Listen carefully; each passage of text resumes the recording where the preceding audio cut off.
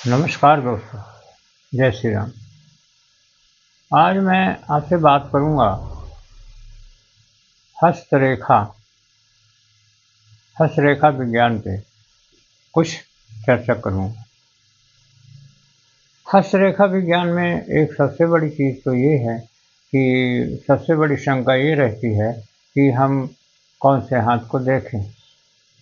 तो आप जो सबसे ज़्यादा सक्रिय हाथ है उसको आप देखिए। जैसे पुरुषों का है तो आप दाहिना हाथ देख सकते हैं, और महिलाओं का है तो अब वो एक्टिविटीज़ में रहती हैं, काम काज करती हैं, तो उनका भी दाहिना हाथ देखिए।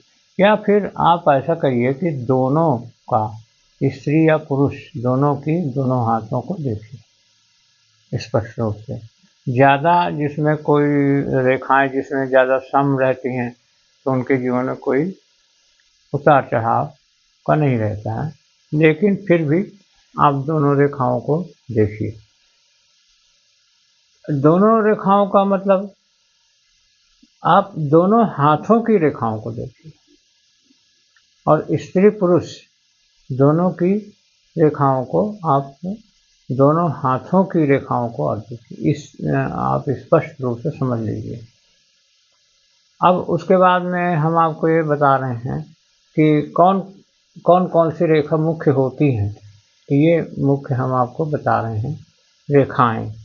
एक तो जीवन रेखा होती है, लाइफ लाइन, इसके बारे में हम डिटेल बाद में आपको बताएंगे।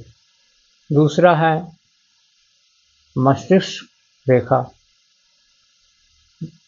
और फिर उसके बाद में है स्वास्थ्य रेखा, और फिर भाग्य रेखा, सूर्य रेखा,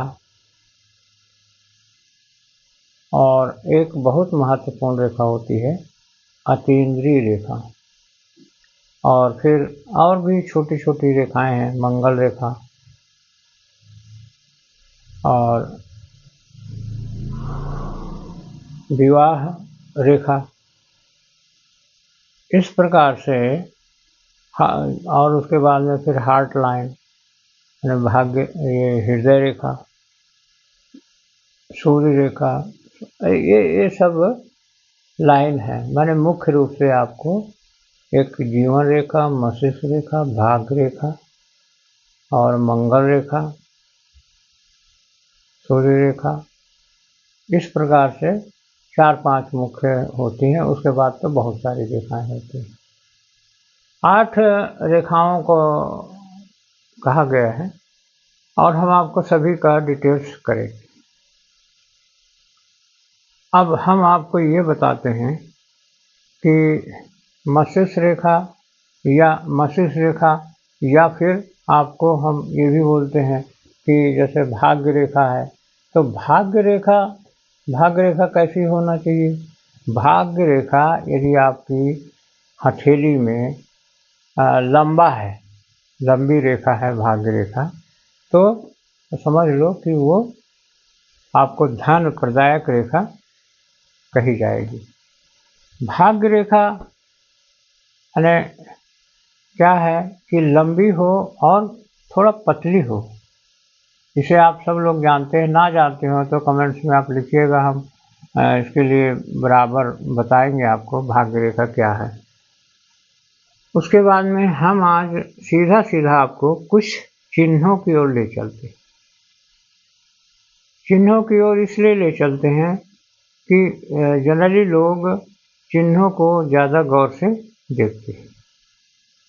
आप एक तो सबसे बड़ी चीज़ है कि क्रॉस मैंने क्रॉस बना है, ये सिर्फ आपके गुरु पर्वत के नीचे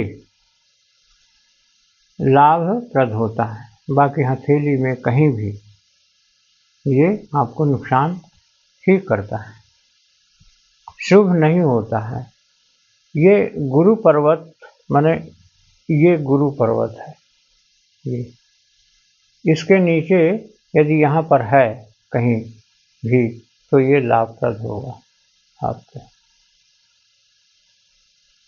तो गुरु पर्वत पे लाभप्रद होगा, ये आप नोट कर लीजिए। उसके बाद में फिर आपको वर्ग, वर्ग जो है कहीं भी है आपके हाथ में, कहीं भी वर्ग बना हो वो आपको लाभदायक है। तो वर्ग भी किसी भी जगह में हो, बीच में हो, मंगल रेखा में हो या कहीं भी हो, ये आपको लाभकारी है। उसके बाद में आपको त्रिकोण, त्रिकोण त्रिकोण जो बना होता है वो भी सब जगह के हिसाब से लाभकारी, ज्ञान युक्त ऐसा होता है, धनदायक भी होता है त्रिकोण। त्रिकोण जैसे मान लो ये आपका ये शनि है, शनि गुरु शनि गुरु शनि, अब बीच में त्रिकोण यदि बना है तो फिर ये लाभदायक स्थिति हो जाएगी, धनदायक भी होता है त्रिकोण, और ज्ञानवान भी बनाता है और ज्ञान की पिपासा बढ़ते रहती है।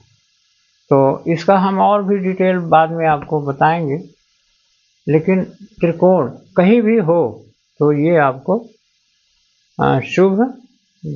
शुभता देता है और लाभप्रद भी होता है।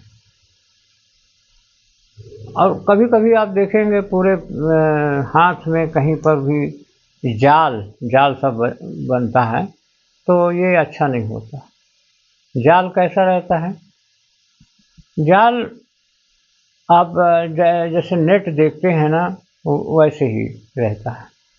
और ये हथेली में यहाँ पर भी आप देखेंगे, यहाँ पर भी जाल, कहीं पर पूरे हथेली में कहीं भी जाल रहेगा वो आपको लाभ नहीं देगा। तो ये है। अब उसके बाद में हम एक चीज़ आपको और बताते हैं, त्रिशूल। त्रिशूल किसी भी हाथ में किसी भी जगह रहेगा तो ये आपको लाभकारी होता है, हर हालत में लाभकारी होता है। यदि रेखा के अंत में कलाई की ओर होता है तो यह उस रेखा की शक्ति को थोड़ा कम करता है, लेकिन इससे कोई फर्क नहीं पड़ता। ये रेखा या जैसा भी हो, कहीं पर भी हो, त्रिशूल ये आपको लाभकारी ही रहता है। तो इस प्रकार से ये आपको, और एक चीज़ और भी हम बताते हैं कि शनि के पर्वत, शनि का जो पर्वत होता है उसके नीचे तो त्रिकोण लाभदायक ही होता है, लेकिन कहीं पर भी त्रिकोण रहे वो आपको धन भी देता है और लाभदायक भी देता है और लाभदायक भी होता है और ज्ञान भी देता है। और आपको एक चीज़ और भी है कि जैसे जो मछली बनी होती है, मछली के नाम से ज़्यादा जानते हैं लोग, वो कहीं पर भी बनी रहे तो इसे मछली का चिन्ह बोलते हैं। यह धन संपत्ति और विद्या की दृष्टि से शुभ होती है। यह धन आपको अवश्य देगी। तो आज हमने ये आपको ये बताया कि चिन्ह किस प्रकार से आपको लाभदायक होते हैं। सबसे बड़ी जो हस्तरेखा में है, ये चिन्ह जो है आपको, जो मत्स्य चिन्ह है, मछली के चिन्ह हैं, ये आपको लाभकारी होते हैं और ज्ञानवान भी बनाते हैं। इस प्रकार से ये सारी चीज़ें हैं। धन आपको निश्चित ही प्रदान करते हैं। तो इस प्रकार से ये आपको बहुत ही लाभकारी मानी जाती है।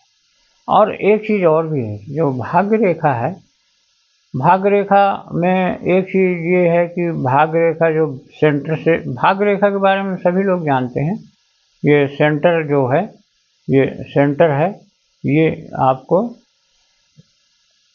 ये भाग्य रेखा है, यहाँ से यहाँ तक के भाग्य रेखा। फिर यहीं पे सूर्य रेखा रहती है, फिर मस्तिष्क रेखा ये ऐसे रहती है, मस्तिष्क रेखा इस प्रकार से। मस्तिष्क रेखा भी धन देती है। यदि मस्तिष्क रेखा आपका बढ़िया सटीक और पतली रेखाएं हों तो निश्चित रूप से ये धन आपको आकर्षित करती है और धन भी आपको प्रदान करती है। इस प्रकार से और भाग्य रेखा तो आप है ही है, भाग्य रेखा तो आपको धन की पराकाष्ठा तक ले जाती है। और एक चीज़ हम आपको यहाँ पर ये बताना चाहते हैं कि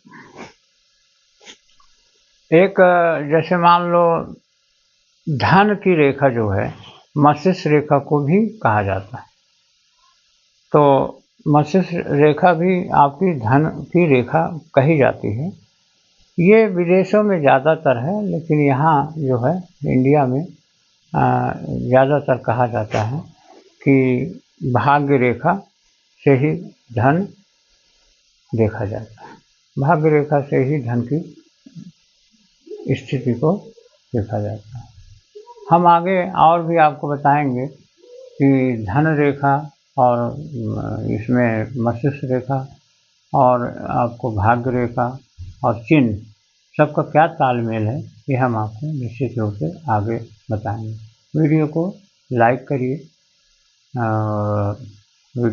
करिए, शेयर करिए, कमेंट्स ज़रूर लिखिए कमेंट्स, और चैनल को हमारे सब्सक्राइब करिए। हम ये सब सारी चीज़ें आपके लिए बता रहे हैं, तो इससे हमको लाभ होता है, आपको भी लाभ होगा। सब्सक्राइब करिए, लाभ निश्चित ही होगा। ओम शांति शांति शांति, सर्व विश्व शांति हो। ओम ओम ओम।